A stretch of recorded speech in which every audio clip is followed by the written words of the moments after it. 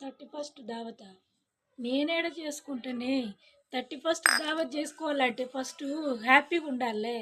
ఈ పాడగాను ఈ 31st దావత్ ఏమో కానీ ఈ సంవత్సరం అంతా ఈఎంఐలతోటే సరిపోయింది.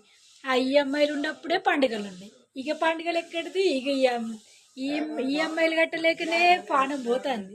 కనీసం దేవుడా ఈ సంవత్సరం అన్నా ఈ 2026లో అన్నా కొంచెం పండుగలున్ను ఫస్ట్ తారీఖు రాకుండా చూడు తండ్రి. ఈఎంఐలు కట్టలేకపోతున్నాం. అందరి పరిస్థితి ఇలానే ఉంది.